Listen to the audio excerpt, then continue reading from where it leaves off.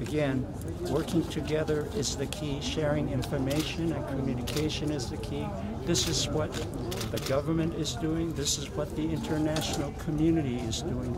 And the people of Madagascar need to be part of the solution, need to be part of the answer, and they need to be as well informed as all of us are, especially the government and the international community, and the people who are working to combat this.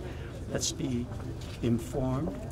Let's make sure that all the information that is out there is available to all, including information from the World Health Organization, the information from the government and BNJRC and the Ministry of Health, and the information from the international community, like from us, USAID, and we have CDC here on the ground, and a lot of this information is going to be out there, and it's going to be processed out throughout Madagascar as a community, and a community of Madagascar, all of us, whether we are internationals here, or the Malagasy people, the Malagasy government, civil society, whatever.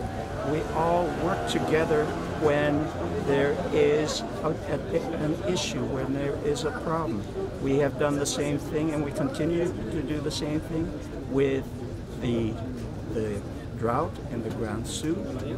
We have done the same thing following Cyclone Andao last year, and we have done the same thing with the problem with the locust invasion from several years ago. These are issues that happen, and these are natural issues that happen. And we come together as the community of Madagascar, all of us here that are residents here, to resolve the issue. It's a natural disaster issue, and it's a health issue. It is not a political issue.